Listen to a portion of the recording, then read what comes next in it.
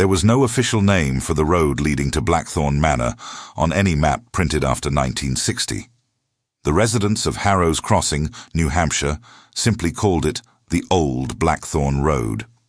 And they said it with that particular tone people reserve for subjects they'd rather not discuss openly. It wasn't quite fear, but something older and harder to name. A collective understanding passed down through the generations that certain places earn their reputation not through legend, but through an accumulation of documented records and undeniable sorrow. Daniel Mercer made the 4-hour drive from Boston to find that road. When his headlights finally swept across the rusted iron gate at the entrance on a cold Thursday night in late October 2019, he sat in his car for a long moment before killing the engine. He was 34, a freelance investigative journalist who'd built a modest career writing long-form pieces for regional magazines and the occasional national outlet. He'd covered factory disasters, corruption cases, and the quiet collapse of rural communities throughout New England. He wasn't a man given to sentimentality or superstition. He believed in records, in documents, in verifiable facts. He'd come to Blackthorne Manor because of a file. 3 weeks earlier, while researching for an unrelated article at the New Hampshire State Archives in Concord, Daniel had stumbled across a brown paper folder misfiled between two unrelated county surveyor records from the 1940s. Inside were 17 handwritten pages, a series of carbon copy police reports, and 4 photographs so faded they looked like shadows of shadows. The folder was labeled in pencil, simple and smudged. Blackthorne, unsolved. He'd photographed every page with his phone and spent the next 2 weeks trying to make sense of what he was seeing. The more he read, the more he understood why someone, he suspected deliberately, had buried that folder between unrelated records.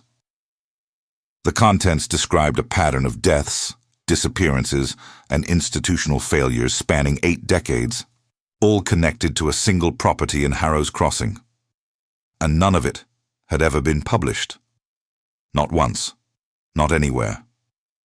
Daniel stepped out of his car into air that smelled of pine, cold mud, and something faintly metallic he couldn't identify. He pulled his coat tight and approached the gate with a flashlight. The iron was consumed by rust, though structurally intact. A chain had been looped through the bars at some point, but now hung loose. The padlock was either broken or had been removed long ago. He pushed the gate. It moved with long resistance before giving way. The driveway ahead was roughly 40 meters of packed dirt, flanked by massive oak trees. Trees that took a century or more to reach that size. Thick-trunked and enormous. Their bare branches spread overhead like the splayed fingers of giant hands, filtering the moonlight into fractured, shifting patterns on the ground. Daniel had seen photographs of the property in archival files, but those images hadn't conveyed the scale of those trees, nor the way they seemed to lean over the path, creating a canopy so dense that even in their October leafless state, they blocked most of the sky. The manor emerged from the darkness gradually. First the roofline, then the upper windows, finally the full facade. It was a 3-story building constructed in the late Victorian style, popular among wealthy New England industrialists in the 1870s. Steep gabled roof with wooden ornamental trim now rotted and partially collapsed. A broad wraparound porch whose wooden floor had given way in several spots. The east wing, which local records indicated had been partially destroyed by fire in 1947, was visibly different from the main structure. Newer, mismatched bricks, hastily repaired rather than restored. What struck Daniel most, standing there in the dark with only his flashlight, was the apparent structural solidity of the main building, despite over a century of seeming abandonment. He'd visited abandoned properties before for other stories. They tended to follow a predictable pattern of deterioration. First the windows break, then the roof collapses, then the floors, finally the walls. Blackthorne Manor, by contrast, seemed to have stopped its own decay at a certain point. as if the building itself had simply stopped decomposing, choosing instead to merely persist. County records indicated the property had passed through 4 different owners after the last Blackthorne family member died in 1903, and none had maintained meaningful possession. The most recent recorded deed transfer was from 1989, when the property was acquired by a Boston real estate development company that subsequently went bankrupt without ever beginning the renovation project they'd announced. Since then, Blackthorne Manor technically belonged to no one, stuck in legal limbo due to an estate settlement that never finalized. Before traveling, Daniel had contacted the town of Harrow's Crossing. He'd spoken with the town clerk, a woman named Patricia Osgood, who'd been remarkably helpful in a way that suggested she'd been waiting for someone to ask. She confirmed that the property was technically under municipal probate administration, that no trespassing charges had been filed against anyone visiting the site in the past 15 years, and that the town's position, officially and unofficially, demonstrated profound disinterest. "We just want it to stop being our problem," she'd said flatly. He'd also spoken with an elderly man named Walter Finch, whom Patricia Osgood described as the closest thing Harrow's Crossing had to a town historian. Walter was 81 and had lived in Harrow's Crossing his entire life. When Daniel called him, there was a pause after he explained why he was calling. A long pause, the kind that holds something before finally letting it go. "Come see me before you go to the house," Walter had said. "There are things you need to understand first." That afternoon, Daniel had gone to Walter's home, a small white Cape Cod-style house on the edge of town where the old man lived alone, surrounded by metal filing cabinets and cardboard boxes, and a remarkable collection of local historical documents he'd spent 50 years assembling. Daniel had sat at Walter's kitchen table for 3 hours. Walter served coffee and spoke with the meticulous precision of a man who'd organized his thoughts on this subject long ago and was simply waiting for an occasion to present them. "Blackthorne's story," Walter had said, "isn't a ghost story. I want to make that clear from the start. Everything that happened in that house was caused by people. Human choices, human failures, human cruelties. That's what makes it truly terrible." Now, standing in front of the manor in the October darkness, Daniel thought about that. He pulled out his voice recorder and pressed record. He described what he saw: the facade, the trees, the state of the porch, the quality of the silence. Then he stood quiet for a moment, listening to that silence. And he noticed it wasn't absolute silence. The branches above moved in a wind he couldn't feel at ground level, producing a low, continuous murmur, a sound like weight being placed repeatedly and rhythmically on old wood from somewhere above. He turned off the recorder and returned to his car. He'd arranged to stay at an inn in Harrow's Crossing for the week. He'd return to the manor during daylight. He had a lot of reading to do before then. That night, sitting at the small desk in his room with copies of Walter's documents spread around him alongside his own archival photographs, Daniel began constructing a timeline of Blackthorne Manor from the beginning. He started in 1869 when Edmund Blackthorne purchased the land. He worked slowly and carefully, cross-referencing sources and noting contradictions.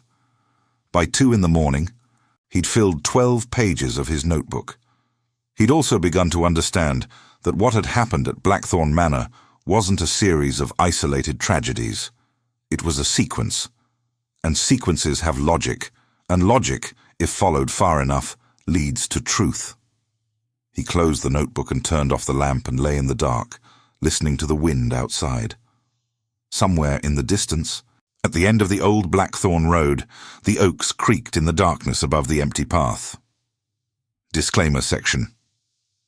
The stories shared about this content on this channel are entirely fictional. Any resemblance to real people, living or dead, or to actual events, is purely coincidental. This content was created solely for chilling entertainment. And if the content is useful to you, like, subscribe, and share a comment with the community. Edmund Blackthorne was born in 1831 in Manchester, England, the second son of a textile mill owner who died young and left his entire inheritance to the eldest son, as was customary. Edmund arrived in Boston in 1854, at 23, with $60, working knowledge of industrial machinery, and a rage his contemporaries described as ambition, determination, or cruelty, depending on whether they were admiring or warning. By 1865, he'd made his first significant fortune supplying replacement parts for textile machinery to mills throughout New England. By 1869, at 38, he was wealthy enough to acquire 200 acres of hillside land in Harrow's Crossing and commission what would become Blackthorne Manor. The architect, a New York firm Daniel located through archived correspondence, later described working with Edmund as an experience of relentless, exhausting precision. Edmund had specific requirements for every aspect of the house: the depth of the cellar, the configuration of the upper hallway, the location of the office on the third floor with its single north-facing window. He moved into the completed manor in the spring of 1871 with his wife Margaret, 31, and their 3 children, Cecilia, 9, Thomas, 7, and little Robert, just 8 months old. By all available accounts in the historical record, Margaret Blackthorne was a quiet, educated woman from a modest Boston family who, in the early years of her marriage, virtually disappeared from the social registers that tracked the movements of wealthy New England families at the time. There were no letters from her in any archive Daniel could identify, no diary, no documented correspondence of any kind after 1870. That absence, as Walter Finch noted, was itself significant. Women of Margaret's social level and education typically left extensive written records. Their disappearance from historical documentation usually meant one of 2 things: an extremely reclusive life or the deliberate destruction of their documents. The first death at Blackthorne Manor occurred in September 1872. Cecilia Blackthorne, age 10, was found at the bottom of the cellar stairs on a Sunday morning by the household cook, a woman named Agnes Holt. The Grafton County death record listed the cause as accidental fall, resulting in head and neck injuries. The attending physician, a Dr. Harlan Morse from Concord, who'd been called to the property by Edmund himself, signed the certificate without requesting any formal investigation. Daniel had found Dr. Morse's personal diary in the New Hampshire Medical Society archives, a discovery Walter Finch hadn't been aware of, and one Daniel considered the single most important document in his research. The entry for September 14th, 1872, had 3 paragraphs. The first paragraph described the journey to Harrow's Crossing and the weather. The second paragraph described the child's injuries in clinical detail. The third paragraph contained a single sentence that Dr. Morse then crossed out with heavy ink, but not so heavy that the words were illegible when Daniel increased his phone camera's contrast. The angle of the injuries is not consistent with a fall. Dr. Morse struck that out. He signed the certificate. He never spoke publicly about the Blackthorne family again. Thomas Blackthorne, the eldest surviving son, developed what his contemporaries described as profound melancholy after his sister's death. By 1876, at 12 years old, multiple accounts described him as almost entirely silent, refusing to speak or leave his room, spending days at a time in an apparent catatonic state. Edmund Blackthorne, according to a letter written by a business associate who visited the manor that year, attributed Thomas's condition to weakness of character inherited from the maternal side and placed him under the care of a private physician who practiced what was then called moral treatment, a loosely defined approach to mental illness that in practice often meant isolation and physical discipline. Thomas disappeared in January 1879. He was 15. The official record, a missing person report filed by Edmund Blackthorne himself, described Thomas as having wandered from the property in a state of confusion during a snowstorm. A search was conducted. No body was found. The case was officially closed 3 months later with the notation, "Presumed deceased from hypothermia." Walter Finch had spent years trying to find any record of Thomas Blackthorne after January 1879. He'd searched asylum records, poorhouse records, prison records, neighboring state records. He'd found nothing. A fact he described to Daniel not as proof that Thomas had died in the snow, but as proof of something more premeditated. People who disappear in snowstorms, Walter had said, leave traces. A body found years later, a rumor from a neighboring town. Something. Thomas Blackthorne left nothing. That kind of nothing is planned. Margaret Blackthorne died in April 1881. The death record listed heart failure. She was 41. The domestic staff at the time consisted of Agnes Holt, still the cook, a groundskeeper named Eli Pratt, and a housemaid named Clara Sims. Daniel had found Clara Sims in the 1900 census. She was living in Providence, Rhode Island, at 53, working as a seamstress. He hadn't found any interview with her, no statement, nothing. But Walter Finch had.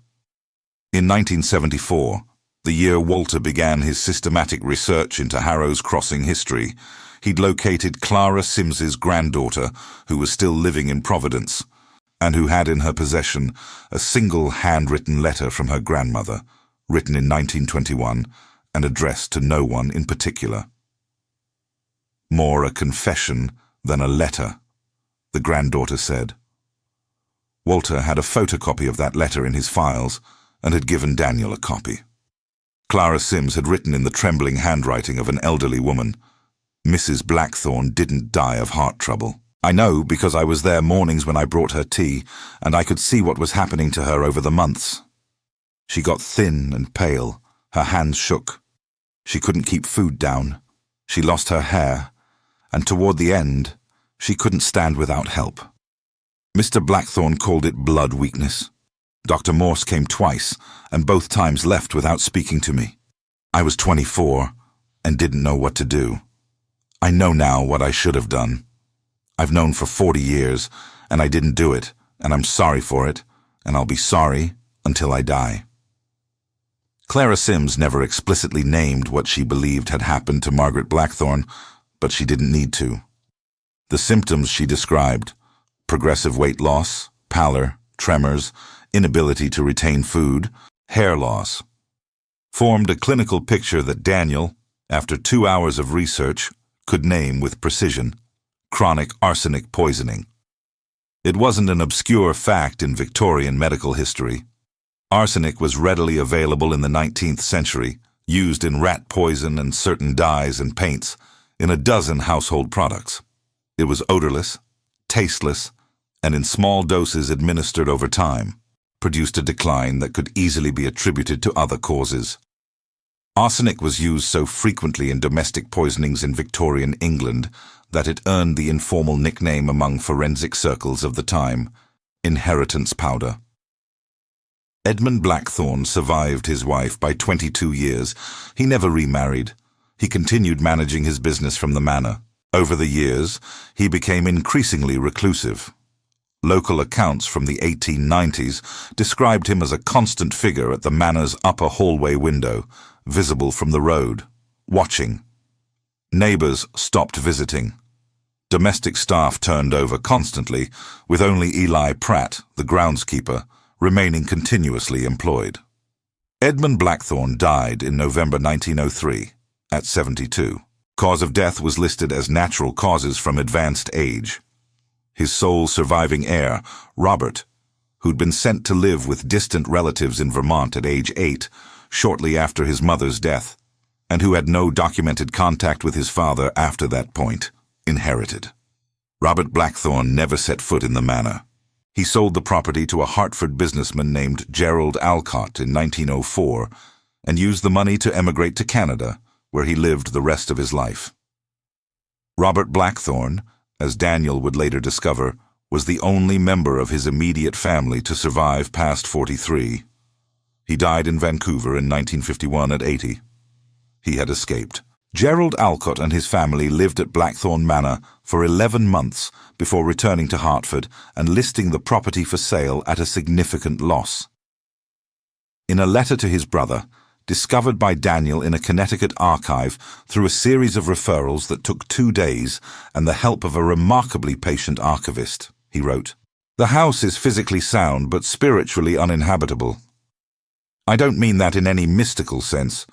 I mean it's a house where terrible things happened and where those terrible things are somehow still present in the atmosphere. My wife refuses to sleep in the upstairs rooms.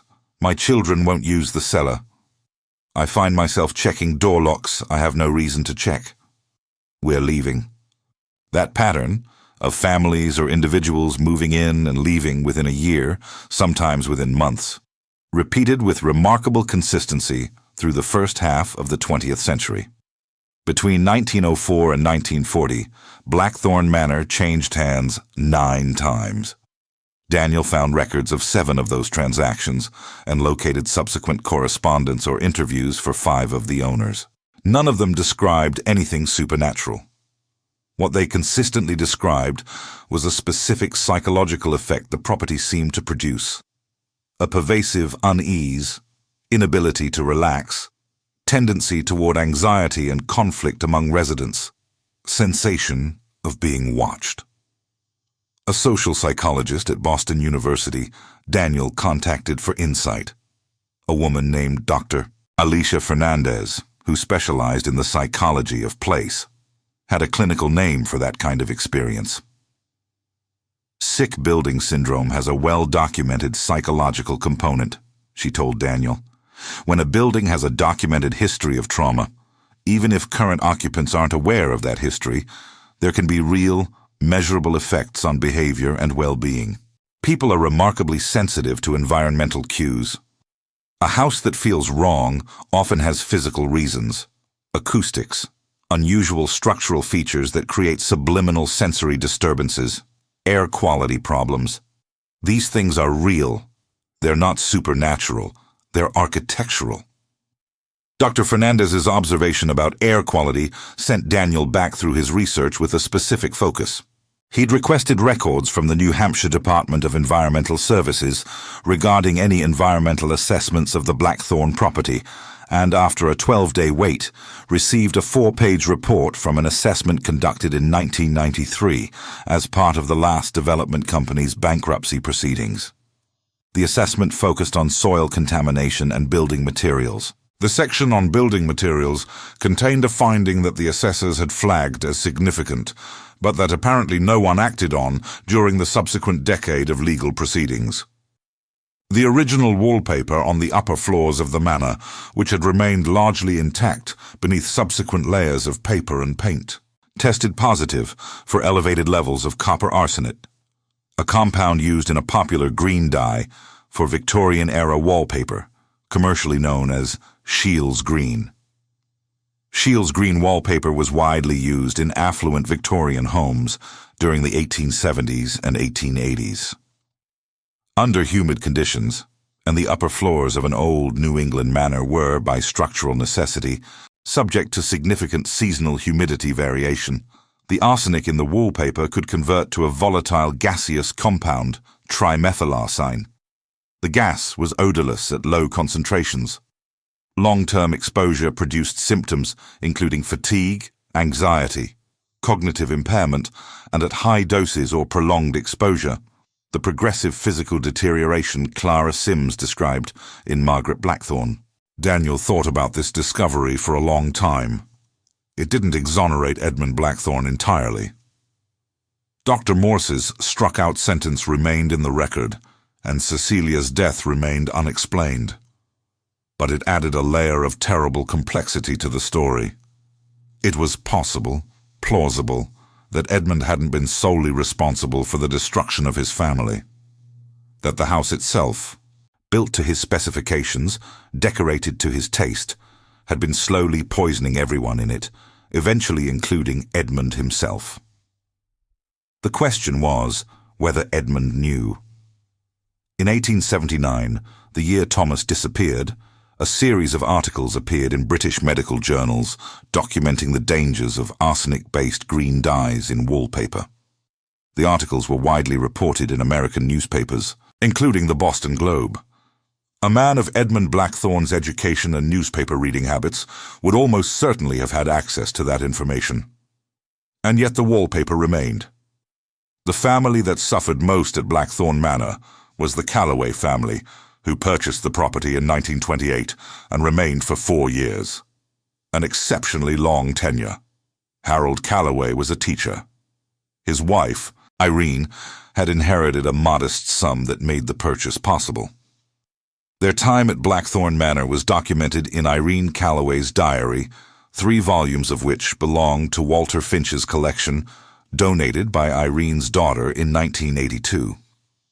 The diary was, Daniel thought, one of the most quietly devastating documents he'd ever read. Irene was an intelligent, observant woman with a sharp, sometimes sardonic sense of humor present in the early volumes that over 4 years disappeared completely.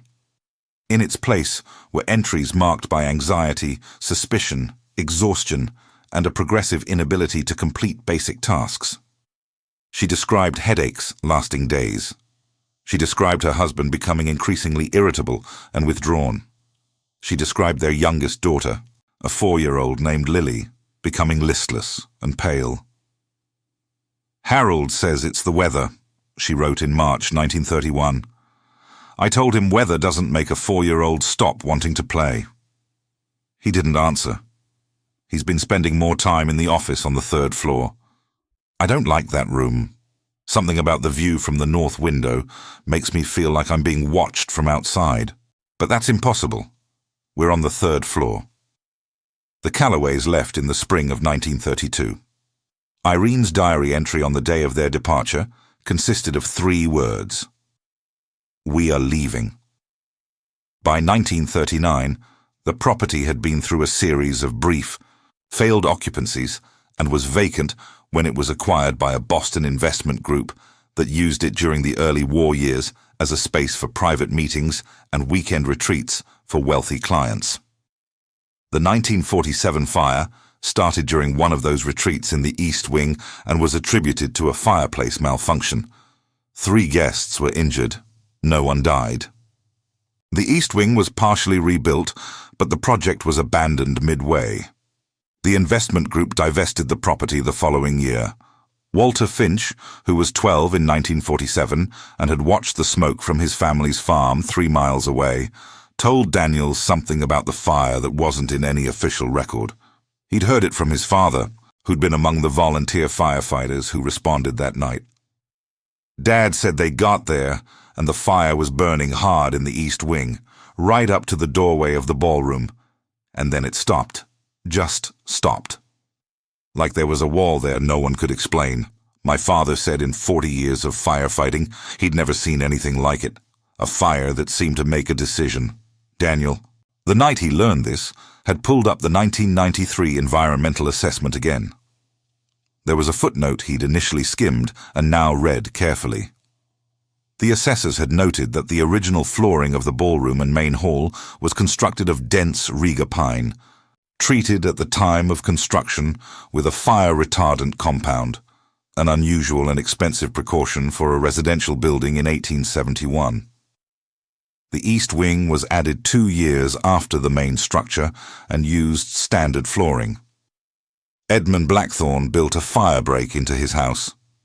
Whether it was paranoia, foresight, or simple pragmatism was impossible to know. But the fire that everyone in Harrow's Crossing had spent 70 years calling inexplicable had a simple explanation, built into the structure, documented in the original construction papers that no investigator had ever thought to retrieve.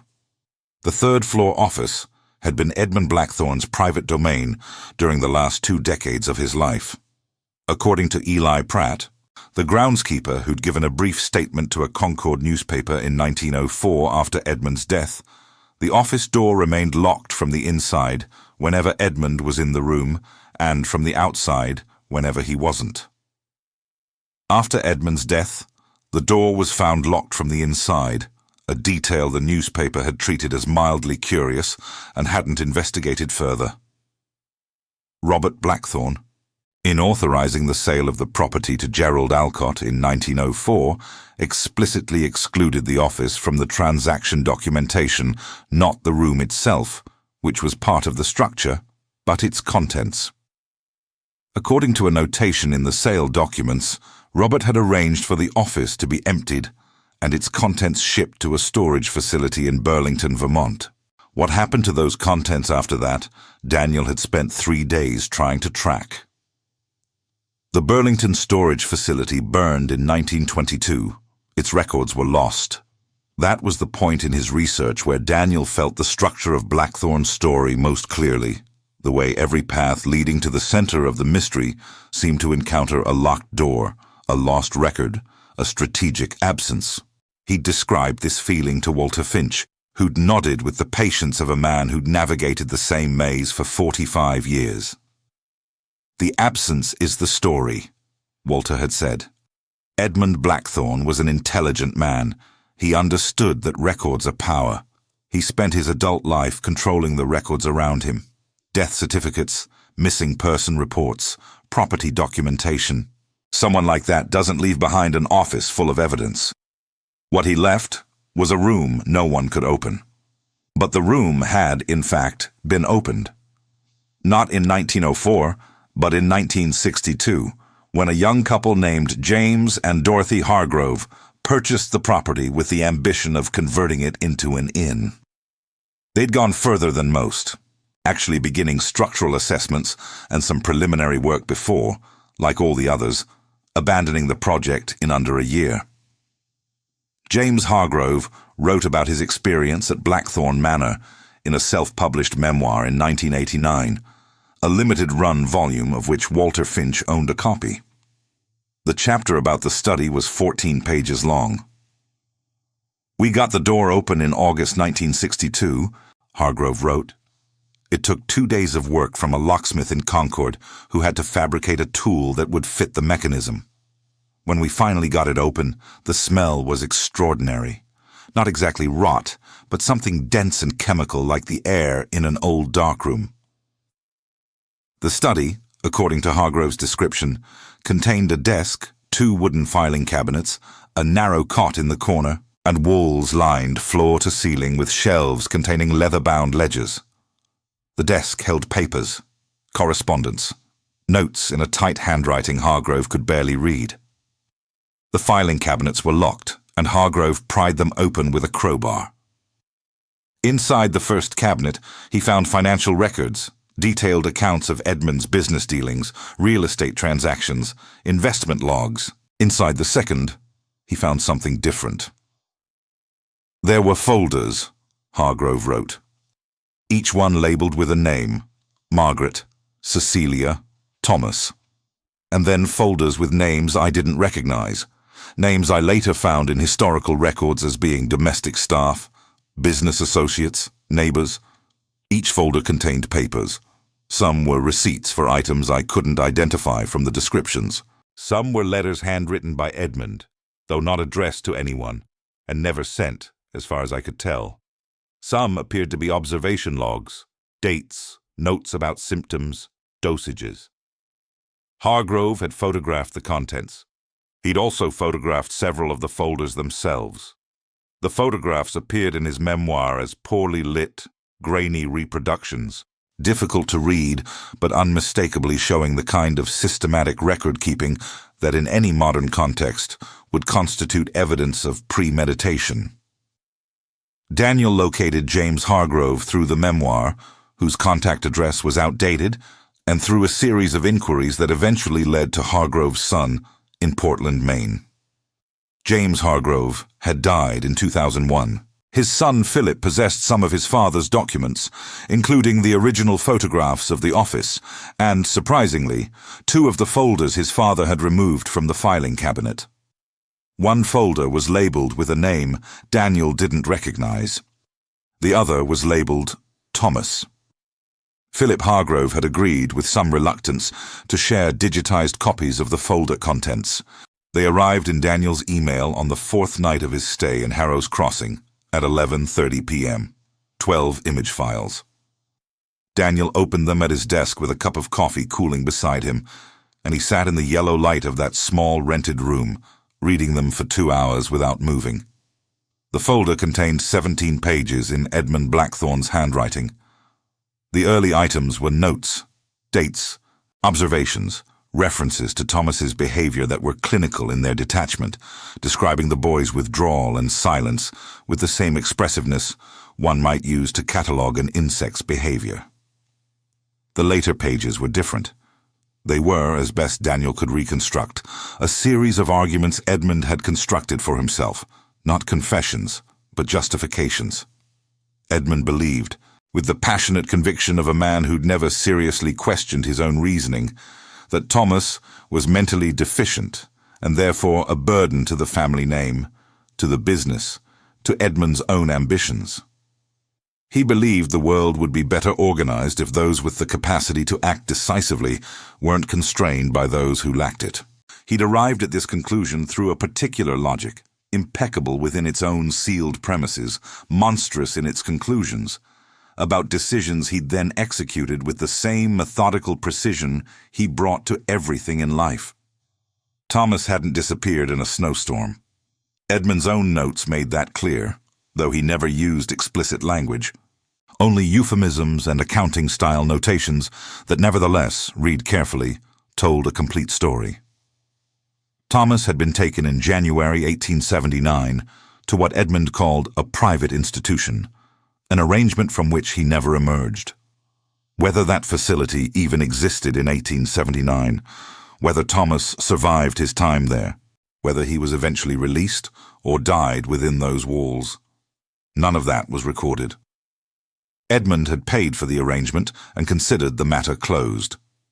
The last page of Thomas's folder was a single paragraph written in slightly different handwriting, a bit less controlled, a bit larger, suggesting it had been written at a different time, perhaps much later, perhaps in Edmund's final years, when by period accounts, his physical health was declining. I am conscious that what I have done will be judged harshly by those who lack the capacity to understand necessity. I do not concern myself with their judgment. I acted in the interest of the continuity of the name and the work. The weak do not survive in nature. I merely imposed what nature intended.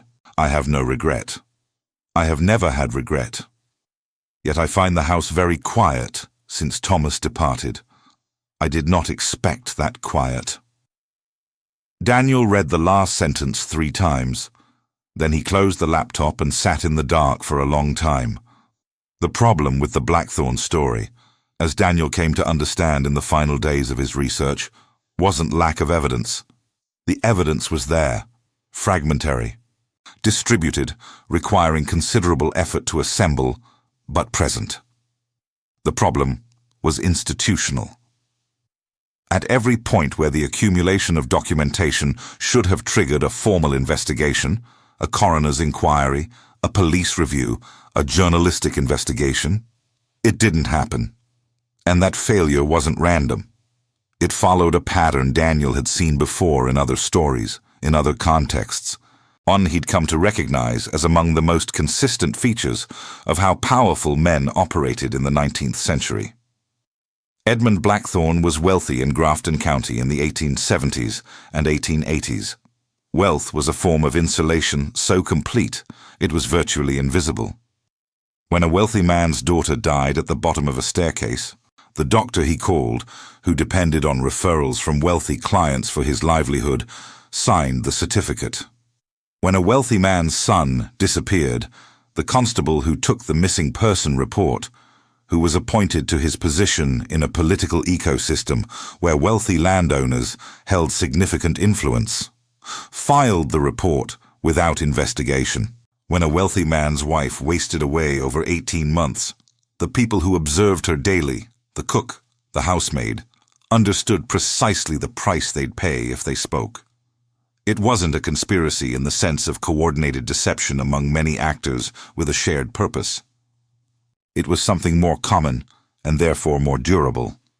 The functioning of a system in which each individual made a rational calculation about their own interests and arrived at the same conclusion independently, without discussion. No one needed to tell Agnes Holt to stay quiet. Agnes Holt knew. Clara Sims knew. They'd known for decades before Clara finally wrote her letter to no one in particular, in the handwriting of an old woman trying to repair something, at the end of a life in which she'd failed to repair it when it mattered. Daniel had more difficulty with this part of the story than with any other. In his years as an investigative journalist, he'd learned to reserve his judgment for people who made active choices, the perpetrators, the people who caused harm directly. He'd always felt less comfortable with the more complex question of complicity, the people who knew, and, for humanly understandable reasons, chose to do nothing. He understood their reasons. He also understood that understanding reasons wasn't the same as absolving consequences. Cecilia Blackthorne was 10 years old and died at the bottom of the cellar stairs in a house where a doctor had privately noted her injuries were inconsistent with a fall, then struck out that observation and signed the certificate anyway. Thomas Blackthorne was 15 years old and was sent to a place that consumed him completely without leaving a trace, and no one looked for him. Margaret Blackthorne was 41 years old and spent the final years of her life in a house where she slowly wasted away, surrounded by people who could see it happening and either couldn't or wouldn't stop it. Those were the facts. The facts weren't contested, and yet no one was ever held accountable for any of them. Edmund Blackthorne lived to 72, managed his business successfully until the end, died in his own bed, was buried in the Harrows Crossing Cemetery with a headstone still legible. Edmund A. Blackthorne, 1831–1903, industrialist. Daniel spent his last 2 days in Harrows Crossing doing 3 things. He walked the property in daylight, taking photographs and recording detailed observations. He had a final conversation with Walter Finch, who became visibly emotional when Daniel described the contents of the Thomas folder. Walter had spent decades searching, reduced to a handful of digitized images on a laptop screen. And he drove to the Harrows Crossing Cemetery and stood in front of Edmund Blackthorne's grave for several minutes, without speaking, without doing anything, simply being present before the reality of the stone, the name and the inadequacy of that rectangular piece of granite as a summation of a human life. The grave was clean. Someone had recently cleared away the leaves around its base, an act of maintenance whose significance Daniel couldn't interpret. Was it respect? Habit, an old obligation fulfilled without examination? He didn't know. He decided it didn't matter. What mattered, what had always mattered, were the other graves, or rather, their absence. Cecilia Blackthorne had a small headstone near her father's. Margaret Blackthorne had a headstone. Thomas Blackthorne had nothing. There was no grave for Thomas. There was no headstone. There was no marker of any kind indicating that a 15-year-old boy had existed, had lived in that house, had spoken, then fallen silent, then disappeared from the world with the same efficiency of an item erased from a ledger. That's what Daniel thought about on the drive back to Boston. Not the manor itself, not Edmund's meticulous cruelty, not the institutional failures that permitted it. He thought about Thomas Blackthorne, whose story ended mid-sentence in January 1879 during a snowstorm that probably never happened. He thought about the fact that 140 years later, no one knew where Thomas was, whether there was a grave somewhere, whether any physical trace of that life remained. And he thought about Clara Sims's letter. I know now what I should have done. I've known for 40 years and I didn't do it, and I'm very sorry. And he understood what she'd regretted wasn't specifically Margaret, whose death was terrible but who at least was buried with her name on a headstone. It was Thomas, who simply ceased to exist as far as official records were concerned. Daniel's article was published in a regional magazine in March 2020, 6 months after his visit to Harrows Crossing. It was 9,000 words and accompanied by photographs of the manor, digitized archival documents, and a portrait of Edmund Blackthorne from an 1890 business directory, a formal photograph of a thin, white-haired man with an expression of complete composure. The article generated significant response. A genealogist from Vermont contacted Daniel within 2 weeks to say she'd found, in a previously uncatalogued collection of institutional records at the Vermont State Library, admission records for a private facility in Woodstock, Vermont, that operated from 1872 to 1891. The institution was called the Harlow Institute for the Treatment of Mental Illness, and among its admission records was a single entry dated January 22, 1879, for a male patient, age 15, admitted by his guardian. The patient's status at the time of the institution's closure in 1891 was listed as deceased, March 1884. Thomas Blackthorne was 19. He spent 5 years at the Harlow Institute and died there, far from anything that had ever been home. Alone in the institutional sense, which is the loneliest kind of alone, surrounded by other people who also have no one. Daniel received this information on a Thursday afternoon in April 2020, sitting in his Boston apartment with the windows open and the sound of the city coming in. He added the information to his follow-up notes. He filed a formal request with the Vermont State Library for a copy of the admission record. He contacted a cemetery researcher to try to determine if there was a burial record associated with the Harlow Institute. There was a small municipal cemetery adjacent to the former Institute site that contained a section of unmarked institutional graves from the period of the Institute's operation. There were no individual identifications, just rows of flat stones with numbers. In early May 2020, Daniel drove to Woodstock, Vermont. He stood at the edge of that section of the cemetery in the cool morning air, looking at the numbered headstones. There was no way to know which one, if any, was Thomas's. He stood there for a long time. When he finally turned to leave, he stopped once more and looked back. The numbered stones were clean in the morning light, the grass between them neatly trimmed. Someone maintained this place too. Some obligation fulfilled without question, by people who probably knew nothing about the individual stories beneath the ground. He stood there and thought about a 7-year-old boy who would arrive at a manor in the spring of 1871 with his mother, his sisters, his baby brother, standing on a spacious porch looking at the oak trees lining the drive. Trees that would be young then, narrow and accessible, nothing like the massive dark canopy they'd become over the following century. He thought about what that boy would have seen standing there, what he would have hoped for, what he would have wanted. He thought about the quiet Edmund noticed after Thomas left, the quality of that quiet, what it was made of. He got back in the car and drove south, back to Boston, back to the city, to its noise, to its life, to its ceaseless movement, away from the numbered stones and the empty field where the Harlow Institute once stood, away from everything except the story he carried with him, as he would carry it for the rest of his life. Not as a ghost story, not as a solved mystery, but as an account of what people do to each other when no one is watching. And what happens to the truth when no one writes it down, and what that costs over decades, over generations, in small numbered headstones in Vermont cemetery corners, when the people who saw what was happening decided, for reasons they understood perfectly, to say absolutely nothing. Blackthorne Manor still stands in Harrow's Crossing, New Hampshire. The oaks along the drive are massive now. On windy days their branches move against each other with a low, continuous sound. Not quite a murmur, not quite a groan.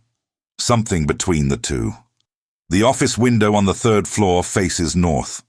On overcast days when the light is flat and directionless, the glass doesn't reflect anything. It just absorbs what hits it and returns nothing.